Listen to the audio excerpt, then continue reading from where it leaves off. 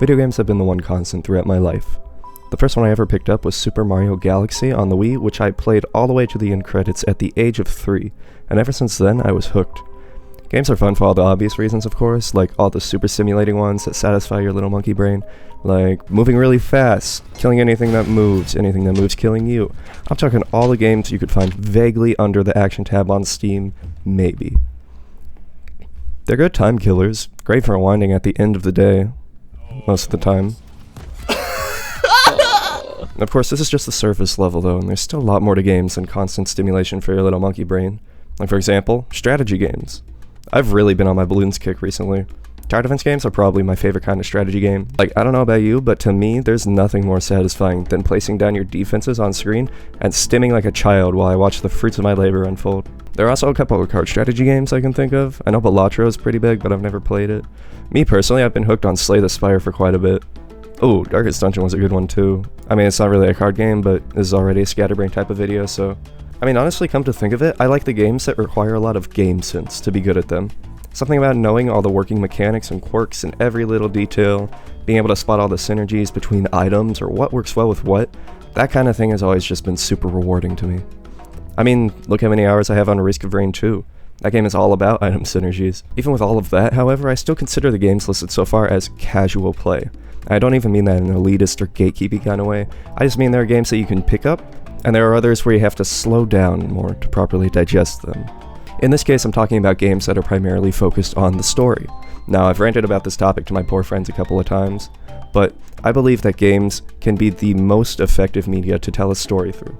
Unlike other digital media such as movies or music, rather than being an onlooker from the outside, video games force you to take an active role in that story, which leads to more potential for ways to tell that story, such as maybe being forced to make an uncomfortable decision, or utilizing a gameplay mechanic as yet another storytelling device. An example I always go back to for this topic is from the game Omori. There are plenty of examples I can think of from Omori actually, such as how the combat system relies on emotions which reflect the dynamics between your party members. Like, Kel is the one who pisses everyone off, Omori is sad, Aubrey is your hype man, and Hio's just kinda... For a bit of background, the main parts of this game take place in the sort of dream world, as the character you play as is a complete shut-in. In this dream world, you go around attacking anything you see. It's basically just the RPG game loop. This is normal for the most part. It's only later in the game, when you're finally out in the real world, where you get into a confrontation with an old friend. And when you end up cutting her with a steak knife in your pocket, everyone spectating, justifiably so, is like, what the hell, he just pulled a knife on her. See what it did there? Let me explain this to you in that short time frame. You might have seen it coming, but over the hours of gameplay you have to go through to get to this point, you become desensitized to your actions right along with the character you play as. Aside from deploying tricks like these, the story of Omori is also just really good, if a little morbid. Okay, a lot morbid. Listen, it's a psychological horror for a reason. Another game I believe integrates its gameplay well into the story is Outer Wilds. Outer Wilds is a game about... well, it's a game about the end of everything. You're equipped with nothing but a translator and a spaceship to explore your little toy box-sized solar system and uncover the secrets of an alien race that came and went before you, all within a 22-minute time loop. Other than that, you're given no direction, no objectives, just go. It doesn't take long to realize after a short time of exploring, however, that your star is dying, and so are all the others around you. With no objectives to anchor to and no in-game items to collect, all the progression in this game is entirely knowledge-based, with you retaining what you know in between loops. Now 22 minutes isn't a lot of time, so you may feel like you need to hurry, but other than a couple of time-sensitive areas, you really don't, because everything will still be in the same place in the next loop. It's a game that really forces you to slow down and observe every little detail around you. Talk to everyone you see in order to get the clues you need to continue.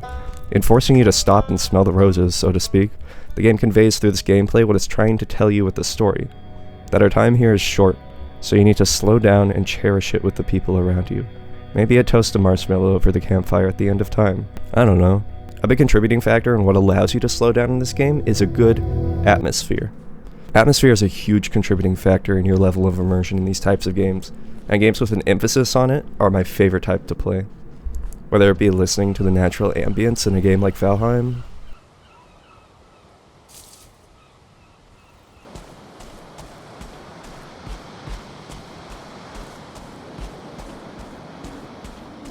or having that tactile feeling of hearing every movement you make in Peaks of Yore.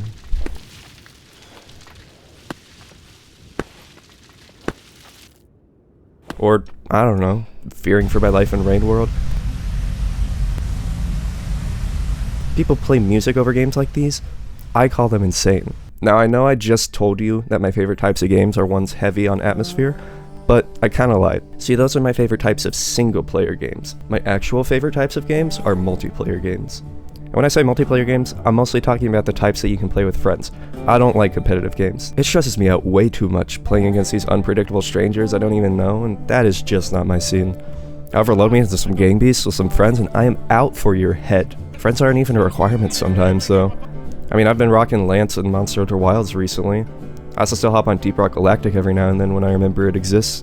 And those are both games focused on teamwork and working toward a common goal, and they have some of the most welcoming communities I have ever seen. A bunch of my friends have also been on a repo kick recently.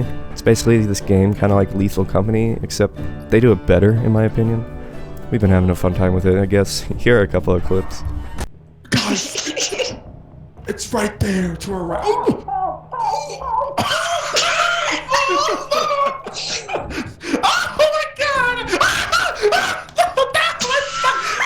We're walking in slow motion. Oh my god. I'm gonna touch you. What the hell? Multiplayer games don't even have to be about anything exciting, though.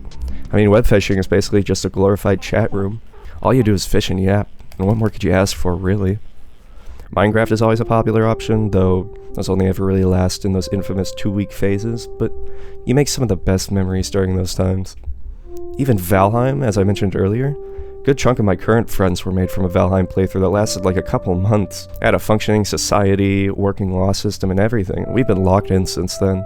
Most of us, anyway. The truth is, these kinds of multiplayer experiences have always been there for me throughout my life to help socialize on those days when it's particularly hard to leave the house. And while I know they're no substitution for real human interaction, they've definitely given me some irreplaceable memories over the years. Did he kill himself again? Wait, what? What happened to Jaden then? Oh my god. Bro, how did that get sappy? I don't know how to end off this video. Stay hydrated, go outside, drink some water. I don't know, man.